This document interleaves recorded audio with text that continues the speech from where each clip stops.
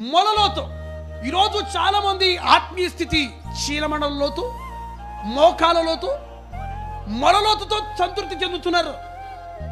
కొంతమంది బాప్తిస్మము పొందుకుంటారు, అక్కడ ఆగిపోతున్నారు. కొంతమంది బాప్తిస్మము లేకుండా ఆగిపోతున్నారు. కొంతమంది యేసుబాబు నమ్ముకున్నాం, అద్భుతాలు జరుగుతున్నాయి చాలు అనుకుంటున్నారు. అంటే ఒక్కొక్కరు ఒక స్టెప్ దగ్గర ఆగిపోతున్నారు. ప్రభు అంటాడు ఆత్మతో సమృద్ధిగా నింపబడాలి. అందుకే భక్తులు అంటాడు తెలుసా, మీరు మద్యముతో మాత్రం నిండకుడి, ఆత్మపూర్ణమై ఉండుడి. మద్యంతో ఎందుకు చెప్పాడు?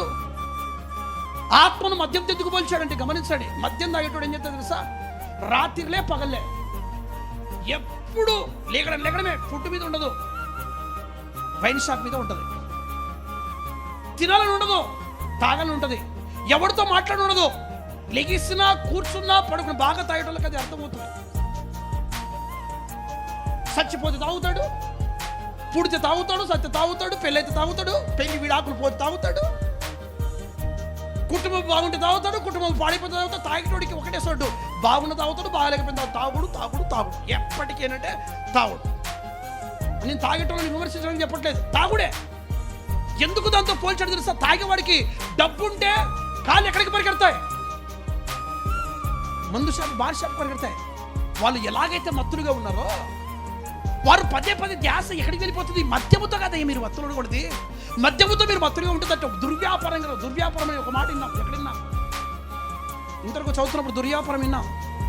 తప్పిపోయిన కుమారుడు దుర్వ్యాపారం అంటే వీడు దుర్వ్యాపారం లేదు, తాగుడు ఉంది వీడిలో.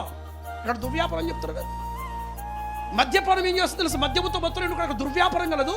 తాగేటోడి ధ్యాస ఎప్పుడు లేకపోయినా అప్పు చేసింది అవుతాడు, ఏదో విధంగా తాగుతాడు. గమనించండి, మీరు దాంట్లో పిచ్చోళ్ళు అవ్వద్దు.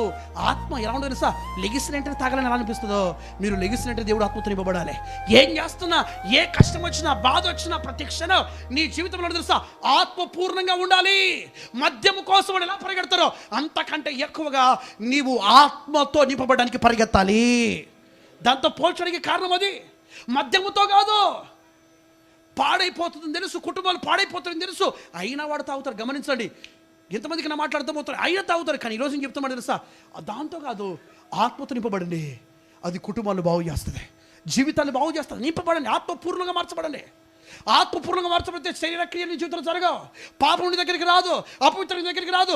ఎప్పుడైతే నువ్వు వాక్యమును ఎదుగుతావో ఆత్మలో కూడా నువ్వు ఎదుగుతావు. ఆత్మతో నింపబడు, పూర్తిగా నింపబడు. ఎలాగా? చీలమండలోతు కాదు, మోకాల లోతు కాదు, మొలలోతు కాదు. దేవుడికి స్తోత్రం. అలా 1000 మూరలు కొలవ ఏం తెలుసా? నేను ఈదగలిగినంత లోతు అంటే ఏం చేస్తాను తెలుసా? నిలబడకుండా ఈదుతున్న లోతు అంటే అర్థం ఏం తెలుసా?